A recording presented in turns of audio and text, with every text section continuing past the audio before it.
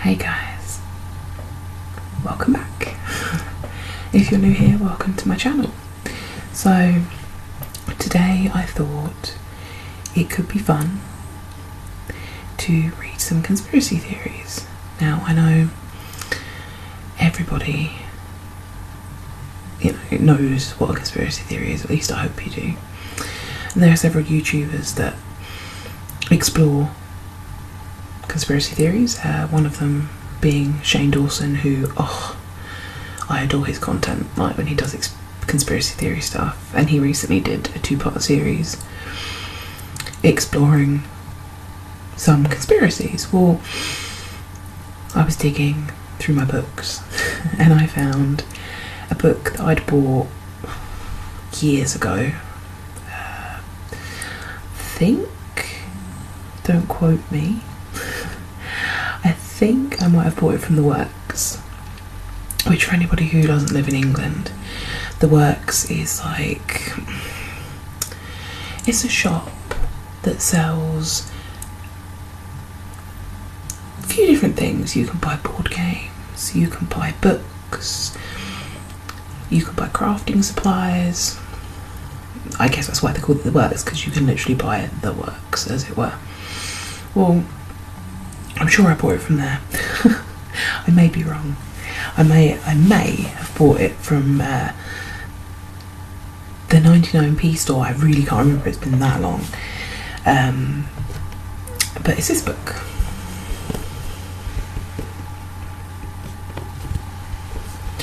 I would also like to take the time to apologise for my nails. I'm trying to grow them. They all broke a little while back and I was growing fake nails for a while.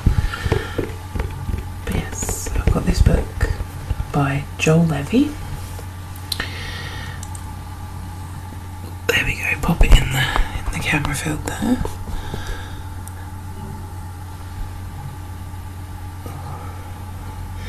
Ooh, let's bring it back a little bit. Ugh. The Little Book of Conspiracies, 50 Reasons to Watch Your Back by Joel Levy. Now, I've marked out 24 of the conspiracy theories I want to read today. But let's start by reading the back. It says, harmless paranoia or 50 reasons why they're really out to get us. You decide. In a world where conspiracy theories have never been so popular, it's difficult to know who to believe. Should we be more afraid of fluoride in our drinking water or invisible chemical trails in the air that we breathe? Are world orders decided by democratically, don't know why that word was so hard, elected politicians, or by shadowy groups of powerful individuals with private agendas? From faked moon landings and Princess Diana's death to poisonous levels of lead in toothpaste, Joel Levy carefully reviews the essentials of 50 popular conspiracy theories, balancing what the theorists say with the official line. Here is all the evidence you need to decide for yourself exactly how paranoid you should be. So, I've picked out 50 theories, not 50 theories, 24 theories from this book. And you can see I've put all my bookmarks in little pieces of paper that I cut just to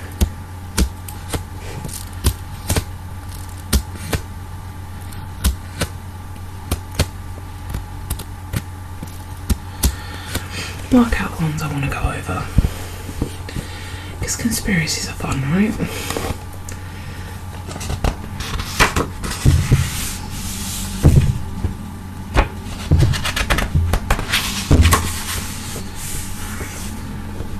So there's a few I'm not going to talk about because I don't want to get in trouble with certain groups, religions or whatnot. So I've kind of, I thought I put a bookmark in that one, or did I not?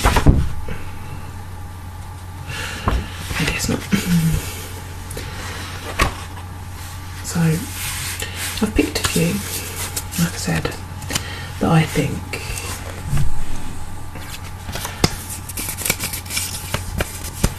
would be great conspiracies to talk about today.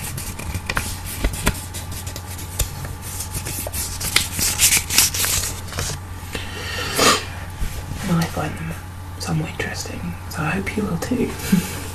So, the first section that I'm reading from is part 1. It could be happening to you. And the first conspiracy theory we're going to talk about is the CIA peddling drugs? Now, these give you a forward, like an explanation, I suppose. Then what the theorists say, the official line, and then how paranoid you should be, which I find quite interesting. So, let's see. Just adjusting my glasses there, sorry. Let's start with this one then. Is the CIA peddling drugs?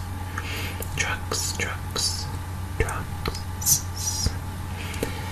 The CIA orchestrates the production, traffic and sales of drugs in order to obtain covert funding and oppress ethnic minorities in the US. Sorry. Persistent rumours about the CIA's role in illegal drug traffic in various parts of the world came to a head with the accusations about the Iran-Contra affair that surfaced in a series of articles in the San Jose Mercury News in 1996. These alleged that the CIA operatives had trafficked thousands of kilos of cocaine into California for conversion into crack, and then used the proceeds to fund the Nicaraguan Contra insurrection. What the theorists say. The CIA's involvement in drug trafficking began with its wartime alliance with the Mafia and continued when CIA-trained Chinese paramilitaries failed to invade China and took up residence in the Burmese jungle, where they started growing opium and producing heroin. During the Vietnam War, other CIA-funded paramilitaries started doing the same thing in countries like Thailand and Laos? Sorry.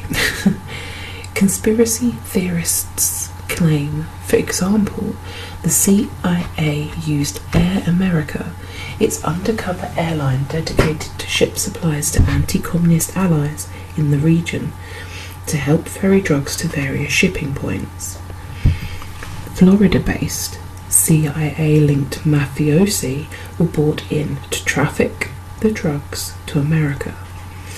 The CIA used massive profits as covert funding, and the drugs were dumped into ethnic minority communities to help keep them quiescent and downtrodden. The pattern was repeated in the late 1970s and 1980s in Central America, where socialist rebels finally kicked the long-established US-backed Somoza regime from Nicaragua. The CIA formed a paramilitary force called the Contras to wage a brutal terrorist insurgency. When Congress specifically outlawed US funding for these Nicaraguan mercenaries, the CIA needed to find another way for Contra drug smugglers to carry cocaine into the US on flights arranged by the CIA to help guarantee a smooth passage of goods. To open up a new market for cocaine, and at that point a low-volume, high-cost narcotic, the CIA groomed drug dealers in crack cocaine production and hooked them up with street gangs. The 1996 newspaper allegations... the official line now. The 1996 newspaper allegations stung the agency into launching a wide-ranging investigation that found none of the named principals to have links with the CIA or to know anything about the Contra's drug trafficking operations.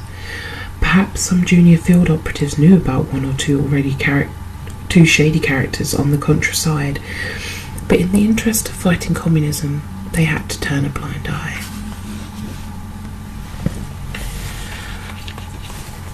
So how paranoid should you be? It says here 75%. Even if the CIA never intended to support drug trafficking in any of its operation zones, it still begs this question. What happens when you train a group of criminals into organised militia, arm them to the teeth, and then drop them in the middle of a lawless wilderness with an ecology ideal for growing drug crops, and with a long tradition of doing so, only to then tell them to figure out a way to fund themselves? In the long term, Americans would call this a no-brainer. Yet, it seems strange that the CIA made exactly the same mistake 3 times, counting Afghanistan, see pages 48 to 49, which I don't think that's one that I picked, but we'll see when we get there. In the process, creating the world's 3 main drug production centres. Ultimately, the CIA was able to secure a new remit and massive extra funding to fight a war on the very drug operations they had initiated.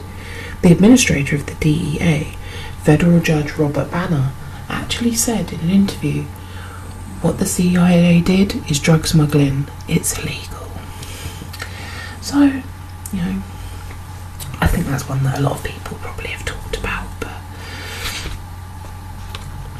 it was one of the ones that caught my eye. I just want to say these conspiracy theories are actually alleged. I'm not saying that they are real. I'm not saying that they are factual. So nobody can come sue me for this.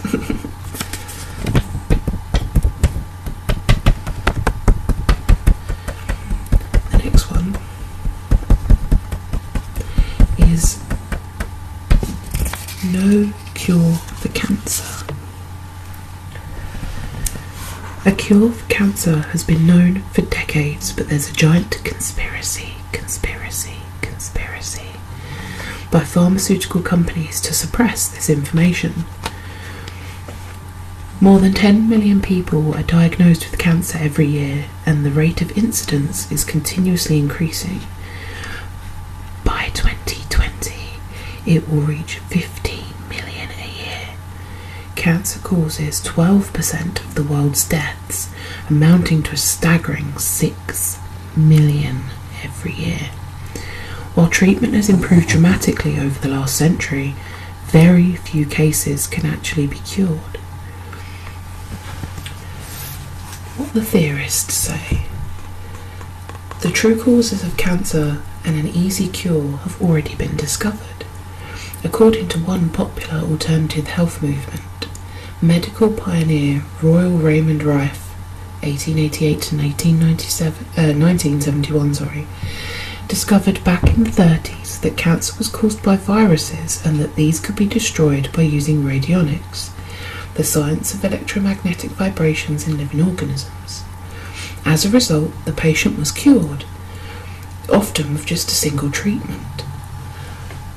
When these methods started becoming too popular, the American Medical Association, AMA, and the American government launched a crusade against Rife, labelling him a quack and threatening the licenses of doctors who used his machines.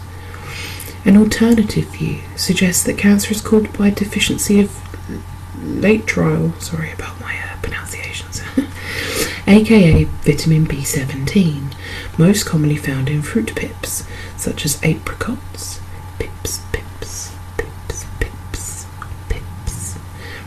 such as apricots, and that in parts of the world where this type of fruit is a staple of the local diet, such as parts of Central Asia, cancer is unknown. This information has been suppressed by the US, where pro-Latric writings have been destroyed and court cases brought against Laetrile supporters. At the root of the cancer conspiracy are the vested interests of those groups who stand to gain most from perpetuating the scourge of cancer, namely the pharmaceutical giants making huge profits from toxic, destructive, anti-cancer drugs.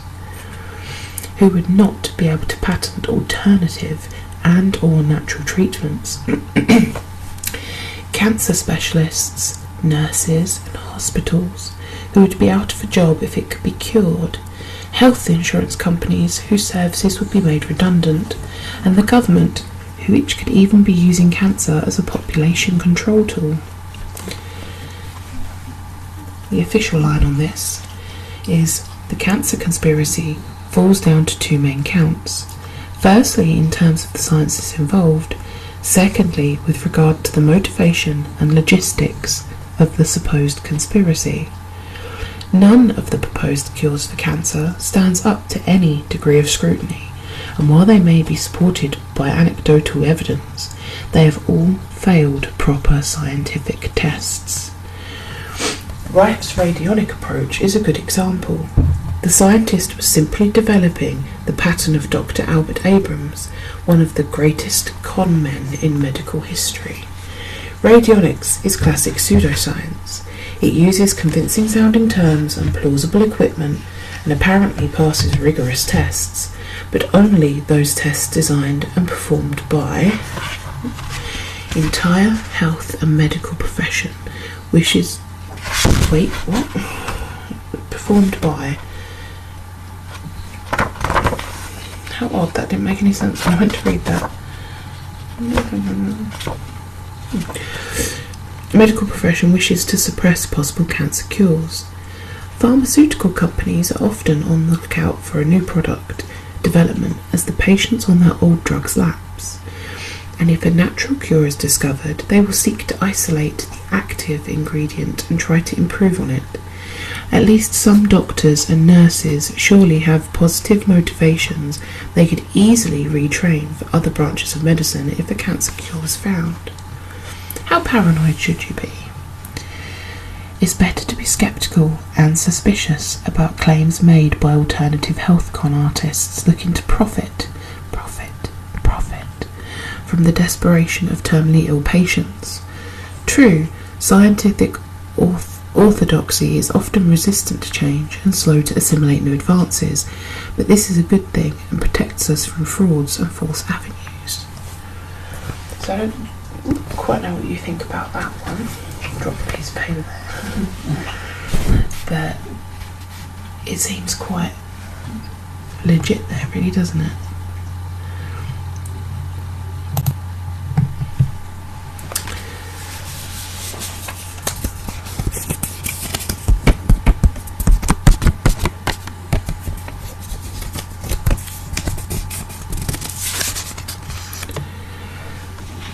I'm not too sure if I'm going to make it through all 24 of these.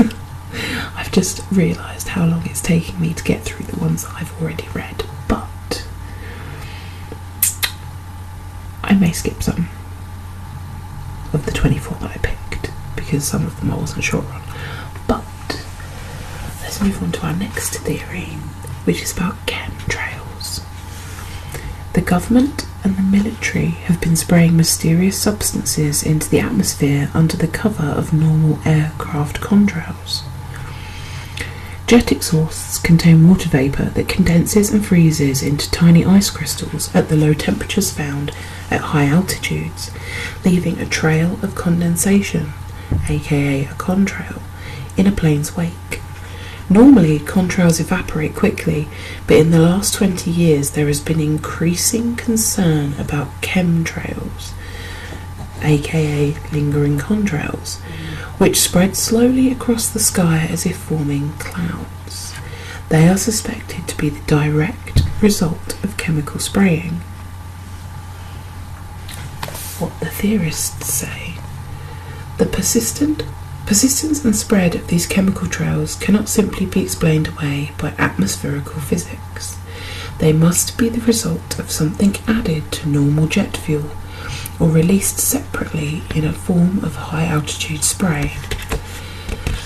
People who live under such chemtrails report a range of illnesses, including chronic fatigue, cancer, and Alzheimer's. The trails are often associated with weird weather and strange falling filaments, sometimes called angel hair, or gel or soapy substances. The analysis of chemtrail fallout has supposedly revealed heavy metals, bacteria, and even red blood cells. Anyone around the world who takes the time to look up can see groups of aircraft laying down chemical trail grids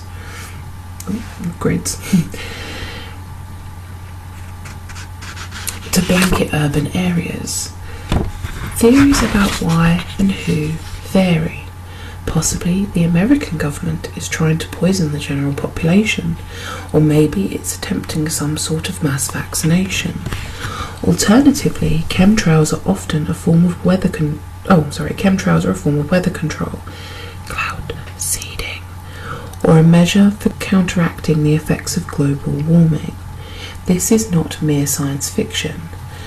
During the Cold War, both sides invested heavily in cloud seeding technology, which today has reached high levels of sophistication. Documents in public records attest to the military's desire to master weather control, and in 1997, leading physicist Edward Teller, father of the H-bomb, publicised a plan to form high-altitude cloud screens that could reflect heat back into space and help reduce global warming.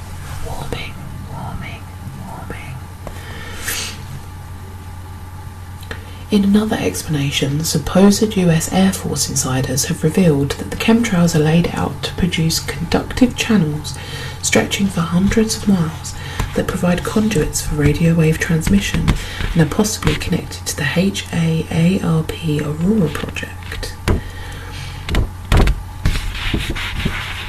The official line. If the atmosphere has a high water content, then a contrail will not vaporise. The ice crystals, together with soot particles in the exhaust, will act as seeds for more and bigger droplets, creating a long-lasting cloud that slowly spreads outward. Contrails are believed to be more prevalent now because of increased air traffic, possibly because the atmosphere is more humid. Angel hair is a well-known natural phenomenon caused by baby spiders that hatch by the million and use strands of silk as parasails to achieve windborne dispersion. Contrail grids over cities are caused by heavy air traffic. Reports about chemtrail fallout and its supposed contents are not supported by the evidence.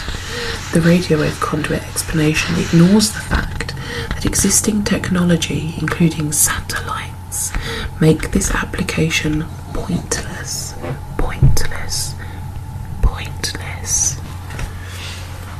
How paranoid should you be? 0%. Cloud seeding technology probably does exist, and it is likely that the military does carry out the testing of such technology.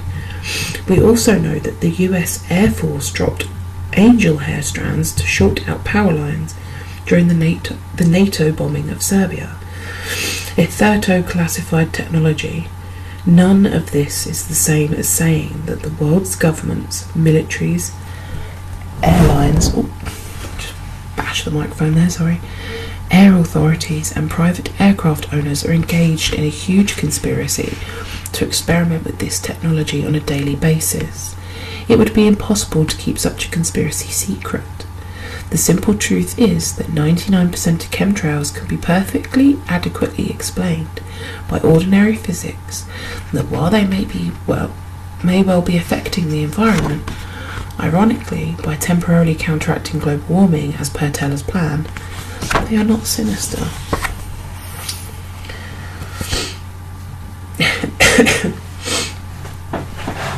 So that's good old chemtrails there. So we're going to move into part 2, which is political conspiracies and colossal cover-ups. Now I've marked a few in this section, but I don't think I'm going to get through them all.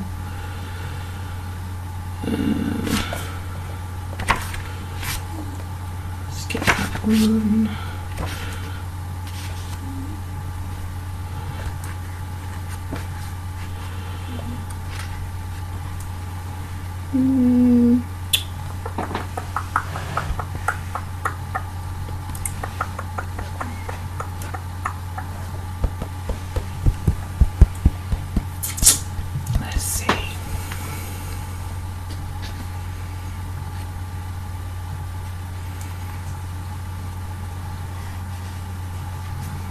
Okay, so there's this one.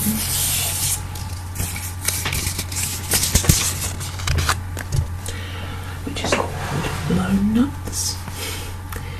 2 men were convicted of the Oklahoma bombing, but there is evidence that a white supremacist gang was involved and of a political cover-up. On the 19th of April 1995, a truck bomb exploded before the Alfred P. Murrah Federal Building in Oklahoma City, killing 168 people. In 2001, Timothy McVeigh, sorry if I pronounced that wrong, who was convicted for having parked the truck, was executed. In March 2004, Terry Nichols was convicted as his fellow conspirator. By most accounts, Nichols stayed home the day of the bombing. McVeigh insisted he did the bombing all by himself, although dozens of eyewitnesses identified other persons on the scene and in his company in the days preceding and on the day of the bombing. No such persons have ever been charged in a court of law. The prosecution sought the death penalty, but Nichols got life without parole. The bombing was the worst act of domestic terrorism in US history. Well, that makes sense. I mean, regular terrorism, domestic terrorism.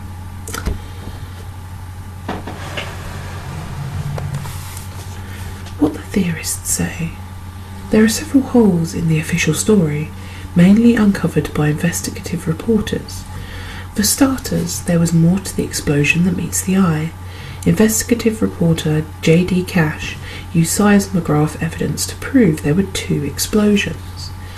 The FBI had to admit they'd been storing a disarmed but fully fueled Stinger missile in the building. Diamond. More disturbingly, there is much evidence that McVeigh was involved with a white supremacist gang of bank robbers called the Aryan Republic Army, the ARA, possibly as a getaway driver. Despite the lack of witness testimony and contradictory evidence, Nichols was convicted of robbing a gun dealer who had helped fund the bombing and of stealing the blasting caps used to make the bomb. In fact, the evidence suggests that these crimes were carried out by the ARA, since identical blasting caps were found in an ARA hideout, while the gang also possessed a driver's license bearing the alias of the gun dealer who was robbed. Peter Langan and Richard Guthrie, leading lights in the ARA, have both claimed involvement in the Oklahoma bombing, the latter via a posthumous manuscript. Those familiar with the story agree that McVeigh would have been incapable of planning, funding, or even executing such a complex plot, yet authorities have him executed, tried to get Nichols executed and ignored the evidence against the ARA. Langan was probably recruited by the FBI during the 1990s to spy on militia groups, so there was embarrassment about those links, and an investigation would have revealed unpalatable truths about the close ties between religious right and militia groups on one hand, and state and federal authorities on the other. The official line. To begin with, no one is suppressing anything. The FBI have admitted that some leads were not followed up properly, and in March 2004 they announced they were reopening the investigation into the bombing. Notwithstanding, the ARA tale lacks credibility. It was concocted by Nichols' defence team to try and get him off, and the judge in the case deemed it to be lacking credibility, and he should have known best. Nichols' sentencing, like McVeigh's, was in the hands of a jury, and not the authorities, since the death penalty was involved, and he was not sentenced to death. Neither he nor McVeigh have ever mentioned anyone else's involvement. Langan, on the other hand, is known to have serious mental issues. He was...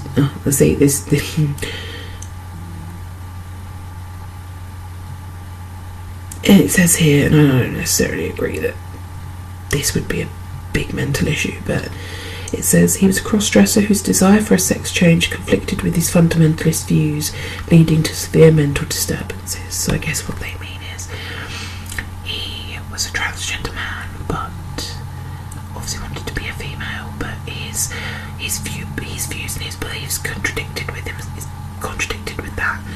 therefore he contradicted himself, and it caused him severe mental problems because it was like an internal struggle. How paranoid should you be? 70%. There's obviously more to the Oklahoma bombing than meets the eye, and it seems likely that McVeigh and Nichols were part of a white supremacist gang that was responsible. Whether there has been a cover-up or simply a stuff-up by the authorities is less clear, but much in the murky world of American far-right parapolitics is disturbingly unclear. So I mean, I don't know how I feel about that one, but it did seem that there was more to it than just two men. I mean, I'm English, I can't really comment too much, it didn't happen for us, but but you know. Okay, so this next one, sorry, I keep coughing and clearing my throat, all this whispering. So this next one is actually quite a popular, I believe, conspiracy. I've heard it a lot from many different people with different twists and turns on it, but it's basically the Titanic mix-up. The conspiracy theory is it wasn't the Titanic that sank in the North Atlantic, but her sister ship, the Olympic, as part of an elaborate insurance fraud. In 1907, White Star Line Shipping Company commissioned two of the greatest liners ever built, the Olympic and her even more impressive sister ship, the Titanic. On the night of the 14th to the 15th of April 1912, during her maiden voyage across the Atlantic, the Titanic hit an iceberg, puncturing several of the special watertight compartments that were supposed to make her unsinkable. Equipped with too few lifeboats, the mighty ship went down with 1,523 souls on board. The Olympic went on to have a successful 30-year career, carrying passengers across the Atlantic, and served with distinction as a troop carrier during World War II. What the theorists say. The myth of the Titanic was concocted to hide the fact that White Star Line had managed to drown more than 1,500 passengers in a botched insurance fraud. The true story begins in 1911 when the Olympic collided with a British warship off the coast of Southampton, suffering significant damage and leaving the shipping company with a financial and logistical headache. The Navy insisted they were not to blame, so the insurers would not cough up. The Olympic would have to be jerry-rigged to get back to the yards of Belfast, the only place with big enough docks, where the Titanic was being prepared for her April launch.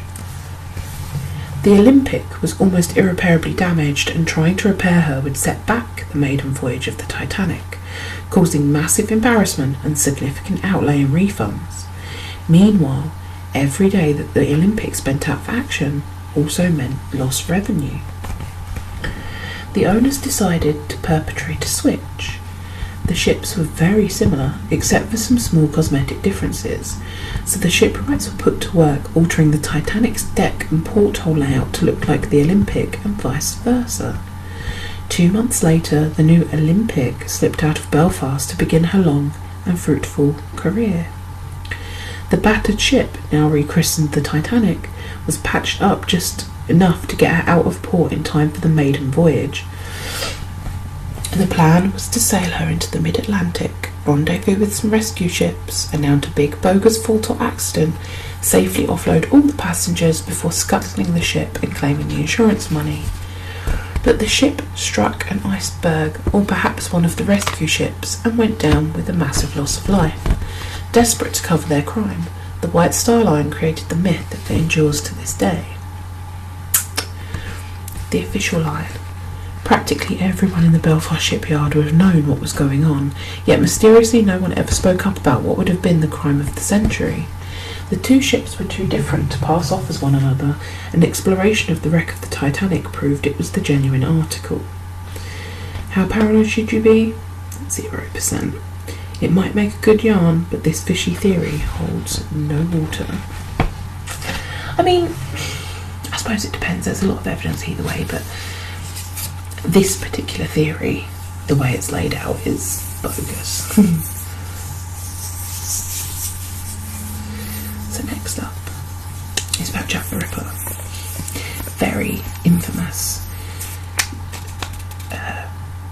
murderer of London back in the 1880s. So, about 130 years ago. 131 years ago? Sounds about right. But this theory explores whether Jack the Ripper was a royal family member. A right royal cover-up. Jack the Ripper was a royal surgeon who murdered to conceal a shameful royal secret at Queen Victoria's request. Okay, so Jack the Ripper was a surgeon, not an actual royal family member. I take that back. In 1888, Britain and the civilised world were shocked by a series of brutal murders in London's Whitechapel area. 5 prostitutes were killed by a figure dubbed Jack the Ripper by popular press. He was never caught and the case remains unsolved. What the theorists say. Numerous authors have supplied alternative hypotheses. The most incredible theory is detailed by Stephen Knight in his book Jack the Ripper, The Final Solution. All the victims were all prostitutes, blackmailing Prince Albert Victor, second in line to the throne, about his secret marriage to a Catholic prostitute named Annie Crook, whom he had gotten pregnant and from whom he had caught the syphilis. To hush this up, Queen Victoria asked Sir William Gull, the royal surgeon, to lobotomise Annie and kill the blackmailers.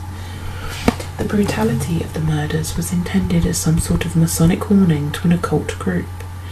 The Metropolitan Police Commissioner, Sir Charles Warren, also a Mason, helped cover Gull's tracks and ordered the erasure of a Masonic message about Jews, a reference to mythical Masonic figures, from the wall of one of the murder scenes. That's Jews spelled J-U-W-E-S.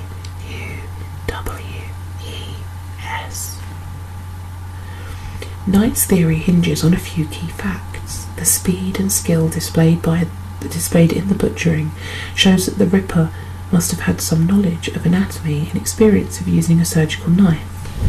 Most victims were prostitutes who lived within one city block of one another.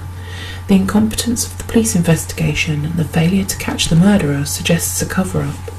The cryptic message on the wall was indeed erased on Warren's orders. The chilling nature of the murders referenced brutal Masonic rituals. Gull was identified as the murderer by psychic Robert James Lees, who later questioned Gull's wife. She confirmed that her husband had returned with blood-soaked clothes one night. The official line. Much of Knight's story is pure fabrication. Prince Albert Victor is now thought to have been homosexual and died of influenza. Annie Crook did exist, but there's no evidence she was lobotomised. The victims did live close to one another, but then so did large numbers of people in overcrowded London slums. Did they even know one another? The police investigation was unsuccessful because of the limitations of Victorian forensic science. Warren ordered the graffiti to be removed to avoid sparking an anti-Semitic riot, but was it even written by the murderer? There are no Masonic rituals resembling the murders. Lees did exist, but never questioned Gull's wife. How paranoid should you be? 1%. The British royal family do have a long history of involvement in conspiracies, but the Knight's Tale is pure fiction. The murders were the work of a deviant, not the product of a planned conspiracy. Even today, serial killers are hard to catch. Before forensic sciences, it would have been impossible to track down such a figure in the anonymous slums of Victorian London.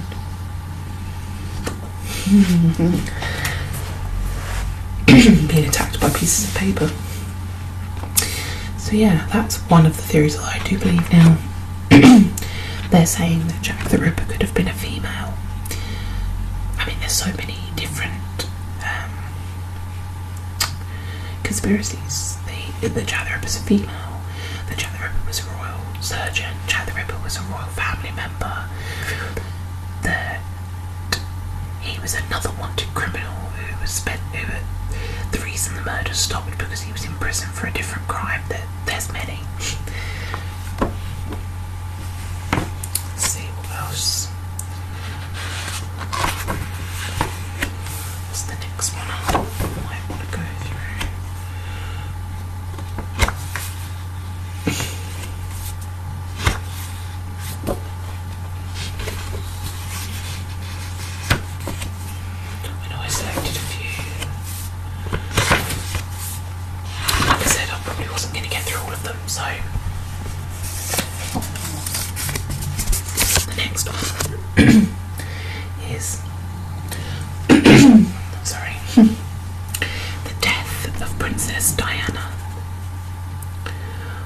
Was the car crash an accident, or was Princess Diana murdered by British Secret Services at the behest of a vengeful royal family?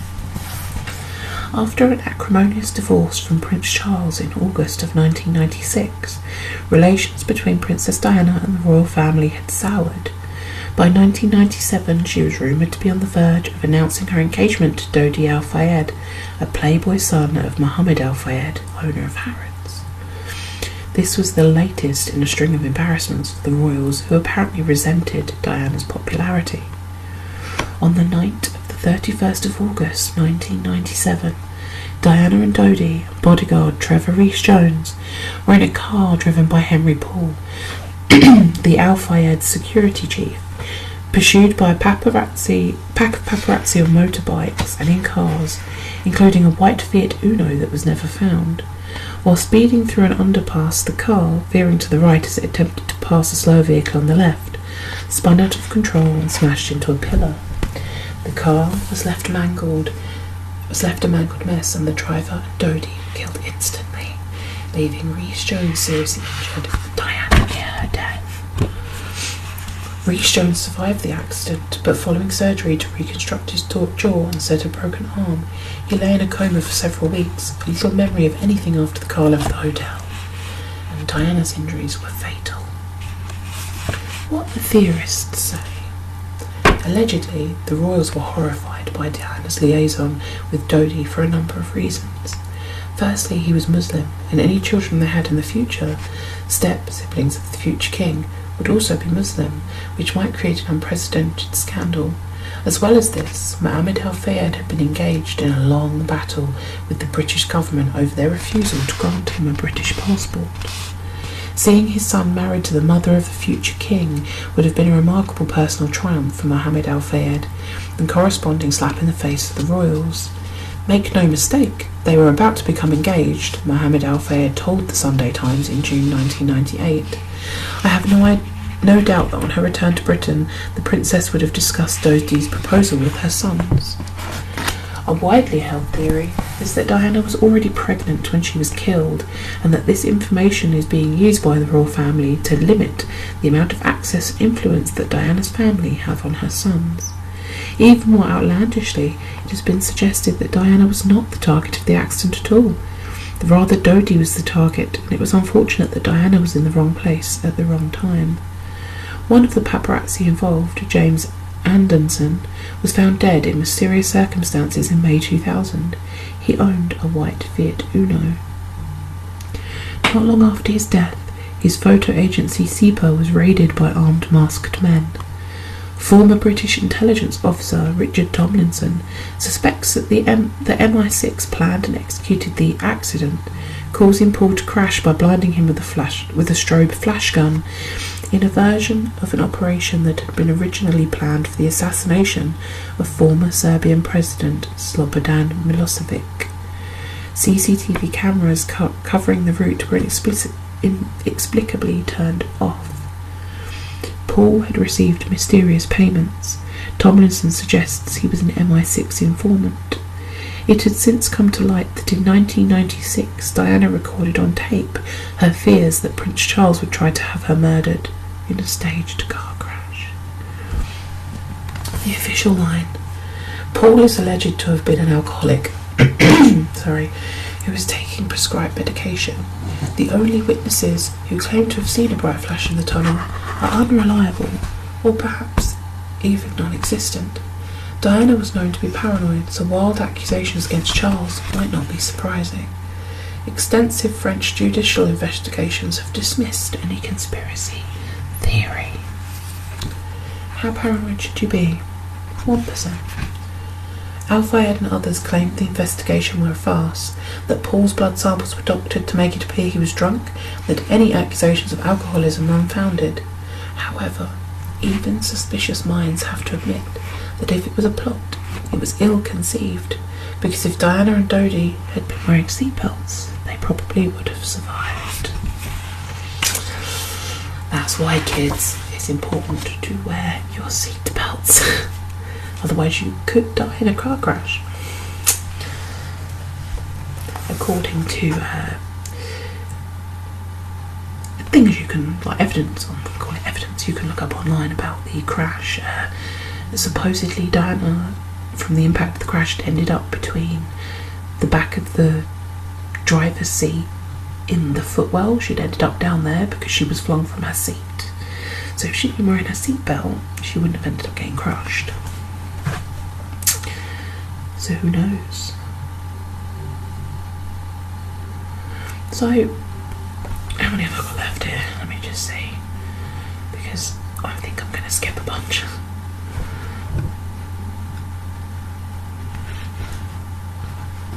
Oh yeah, we like that one.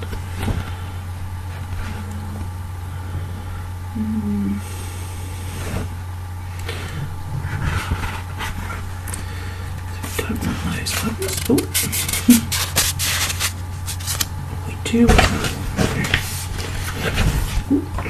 Being attacked by the pages. The papers don't want to stay. So we'll do this one and take all of those ones out.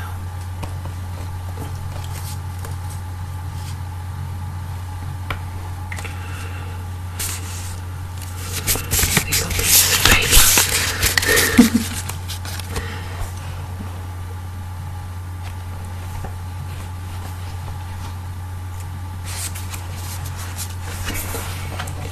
We'll do that one.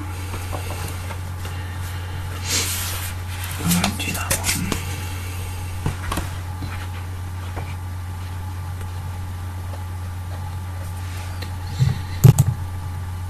Sorry, I had to edit that bit. I sneezed. It wasn't a gentle sneeze either. Okay, so I've got 4 left. So that shouldn't take too long. Then I'm going to piece it together and edit it. Fun. Candle in the wind. Marilyn Monroe's death was not a simple case of suicide. She was murdered to protect or possibly blackmail the Kennedy brothers. On the 4th of August 1962, screen siren Marilyn Monroe was found dead in the bedroom of her home in Brentwood, California. She was 36 years old. Officially, she died of a drug overdose. However, no residues were found in her stomach. It is widely believed that an ambulance was actually called 5 hours before the official alert, only to turn back and return her home. What the theorists say. Monroe was both Jack, in brackets John, and Bobby, Robert, Kennedy's lover. As a result, her residence was bugged by both the FBI and the mob. She had been introduced to the Kennedys by Peter Lawford, a Rat Pack member with mob links, and by mob boss Sam Giansana, forgive my pronunciation, who may also have had an affair with the actress and wanted to keep tabs on her liaisons, possibly for blackmail purposes. J. Edgar Hoover, head of the FBI, had similar motives.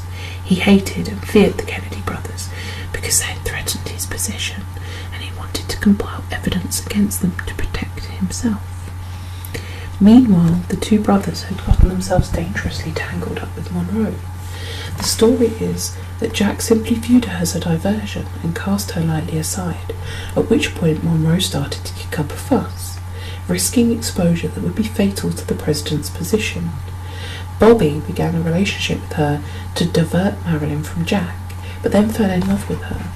As Monroe's behaviour became increasingly erratic, with mood swings and heavy drug use, she became a liability for them both. In August 1962, after she made hysterical threats over the phone, something had to give. There are 3 main versions of what happens next. The first theory is that Bobby Kennedy, worried about Monroe after her alarming phone call, came round to discover she'd accidentally taken an overdose. He called an ambulance but realised she was already dead on the way to the hospital. To avoid a scandal, he had the body put back in the bed while he made his escape. The second theory is that possibly the mob or government agents murdered Monroe to get the Kennedys off the hook. The third theory is that either the FBI or the mob killed Marilyn so they could, if necessary, link her deaths back to the Kennedys and thus blackmail them. These murder theories explain why no drug residue was found in her stomach, as the fatal dose had been administered by suppository. This accounts for an odd remark Lawford had said to have made about Monroe's death at the time. Marilyn took her last big enema. Supposedly, the extensive bugging of Monroe's household yielded tapes that back up one or other of these theories, and numerous people claim to have heard them. The official line. The doctor who performed the autopsy on Monroe said her death was probably a suicide, and she was well known to have been depressed and erratic in previous months. She was also reckless in her use of uppers and downers, and perhaps misjudged a dose of the latter. A 1982 investigation by the LA District Attorney concluded there was no credible evidence of foul play. And how paranoid should you be? 3%. The unofficial ambulance ride can be explained by the unwillingness of the hospital, St. John's in Santa Monica, to deal with the scandal that such a celebrity admission would have caused.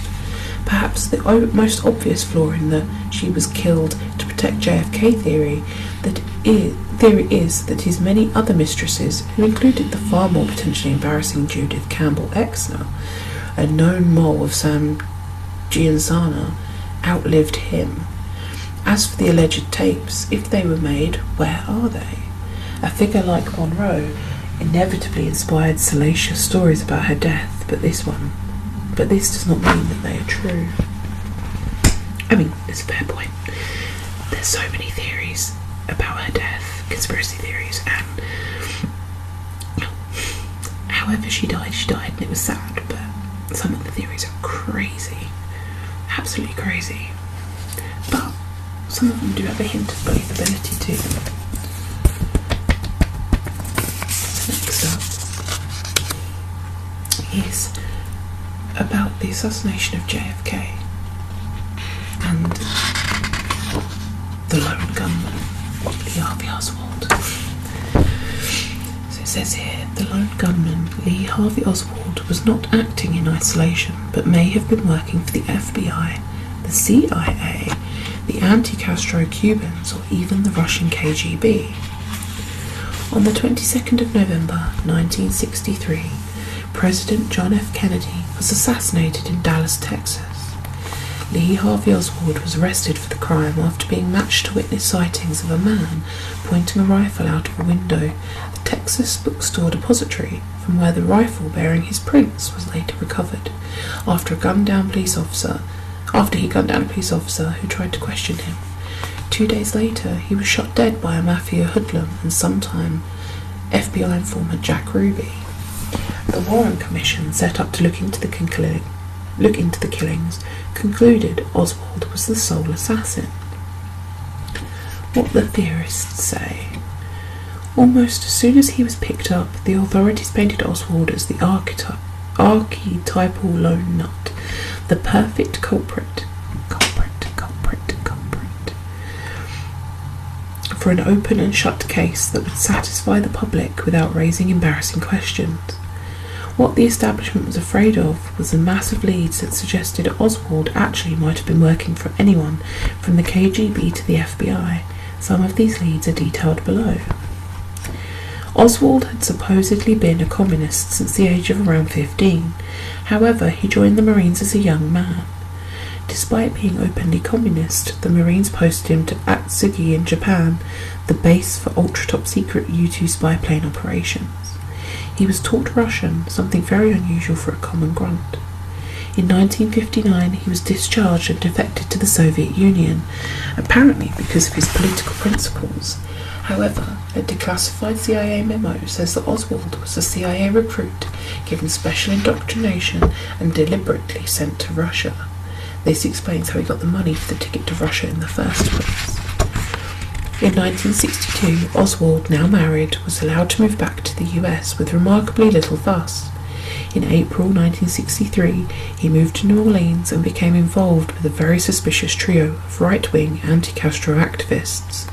Guy Bannister, a former FBI agent, Clay Shaw, a suspected CIA agent, and David Ferry, an amateur pilot with strong anti-Castro and CIA links.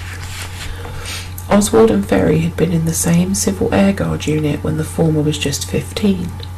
Oswald also befriended a group of anti-Castro Cubans, despite apparently being a pro-Castro activist. They were soon involved in a staged street fight.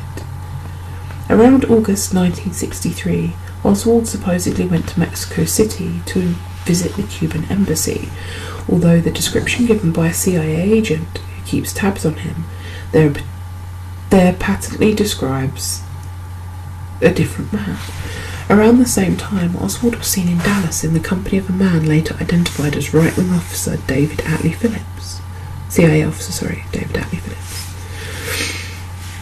When Oswald's body was buried, it was said to be missing vital scars. In other words, it wasn't him.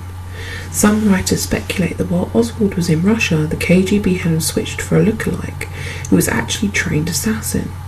Senior members of the Warren Commission, on the other hand, speculate that Oswald had been an FBI informant, and they seemed overly keen to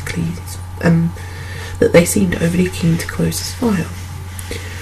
As well as this mountain of information about Oswald's ties to various organisations, the hard forensic evidence also seems to suggest that Oswald could not have acted alone. Many experts insist that 4 shots were fired, but only 3 have ever been accounted for, and it has not been adequately proven that they all came from the same direction. The president was hit. Brush the microphone again. The president was hit by 2 bullets, one in the back and one in the head. Another passenger in the vehicle, Texan Governor John B. Connally, was hit, along with the bystander James T. Tague. The Warren Commission concluded that one of the bullets struck Tague, another struck Kennedy in the head, and the third bullet, known as the magic bullet, struck both Connally and Kennedy. This bullet was somehow responsible for 7 wounds to 2 men, though this doesn't seem to tally with its timing, flight path, points of entry and exit, and the resulting conditions of the bullet. Further forensic proof was offered in 1979 in an attempt to prove that it was a single bullet that wounded both Kennedy and Connally. However, for every forensic scientist skeptical of multiple bullet theories, there seems to be at least one opposite and equal scientist support of them. In summary, it is not clear who Oswald was working with, but it is a mass of evidence to show he was not working alone. The official line. Most of what conspiracy theories say about Oswald is either unsupported or plain inaccurate. Almost all of his previous evidence can be explained away or rebutted.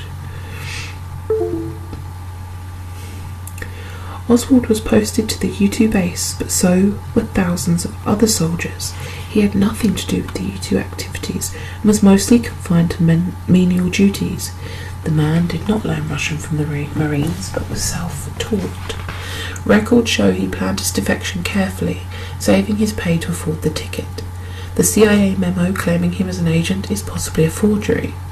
The US did not welcome him back with open arms. It took him a year of patient waiting and red tape to regain his citizenship. Oswald probably befriended the anti-Castro Cubans in New Orleans in a clumsy attempt to infiltrate the group. The street scuffle happened when they realised he was pro-Cuban, and it was never described as staged, as has been alleged.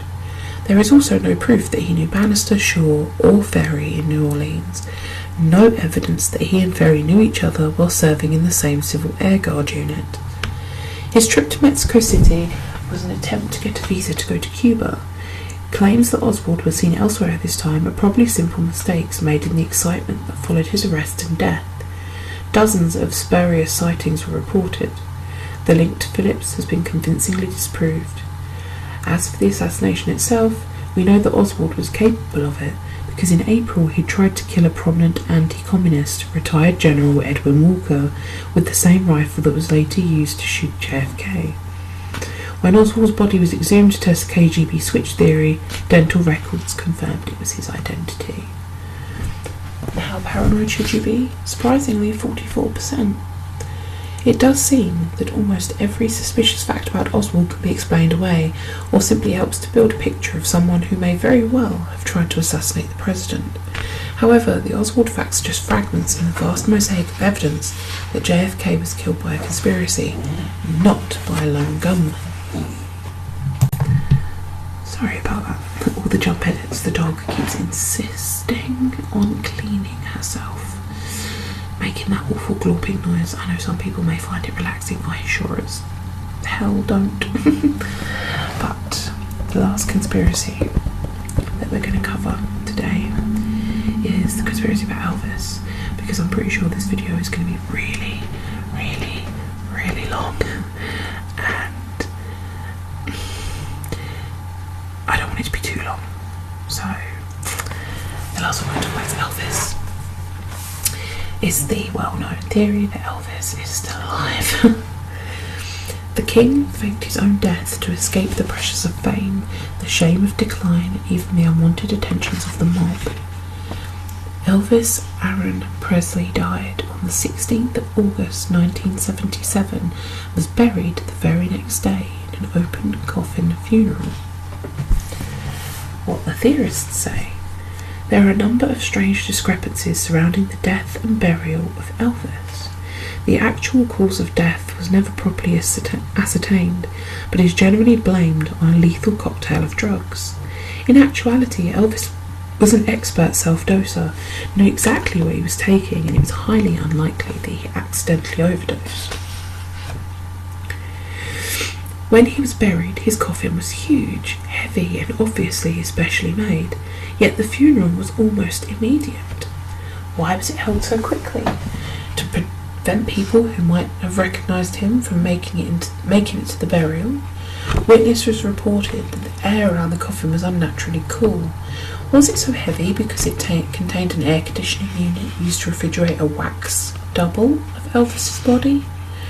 This theory would help to explain why the photos of the body showed it looked quite different from that of the real Elvis, with a pug nose and soft hands.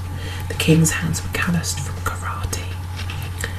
If the artist did really fake his death, this bizarre twist would make sense of why his family was happy to let his name remain misspelt on his gravestone. His middle name, Aaron, should have only had one A, an oversight which his father would never otherwise have allowed. The death certificate incorrectly lists his final weight at 170 pounds, 77 kilograms, some 80 pounds or 36 kilograms lighter than his last known weight. This is not the original certificate, however. It is actually dated 2 months following his death. Interestingly, his life insurance policy was never cashed in. So why would Elvis want to fake his death? It is well known that he was weary of the constant pressure of fame and felt trapped by his own celebrity status, which made leading a normal life impossible. It has also been suggested that he was in danger from a mob outfit called the Fraternity over a business deal gone wrong, and that he went into the witness protection program to help the government bring them down. The official line: during his last weeks of life, Elvis felt increasingly prey to food and drug binges. It was inevitable that something had to give. His family and everyone closest to him confirmed that he did indeed die, and plenty of people who knew Elvis well can testify to having seen his real body in the coffin. How paranoid should you be? 1%. It's easy to dismiss Elvis conspiracy theories as supermarket tabloid junk or the ravings of loonies, but we know that the king did try to fake his own death at least once in a bizarre accident involving a bogus assassin and fake blood. He certainly had reason enough to try again. Who's to say he's not out there preparing for that final comeback tour? Honestly, I don't know what to think of that one. I mean, there's so many. It's like the Michael Jackson one. The Michael Jackson's still out there and he's still alive. I think it's just people holding on hope that their favourite celebrity isn't dead yet, you know. And sadly, the dog scratching. Sadly, I don't think, you know, I think he did die. I mean, that's a lot of an... Really? She's just going to keep scratching. I think it's just silly that, you know, to think that a celebrity would arrange such an elaborate cover-up. Every time I talk, the dog wants to scratch. So I don't think a celebrity would go so far in such an elaborate cover-up. I tell you, today was meant to be my best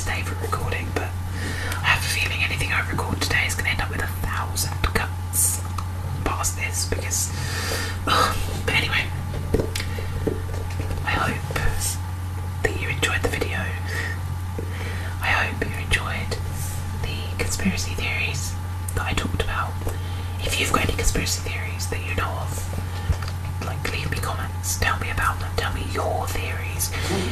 Even tell me your theories about the ones I talked about. Tell me whether you think that they're possible, whether they're not, or if you have any other conspiracy theories about the topics that I covered.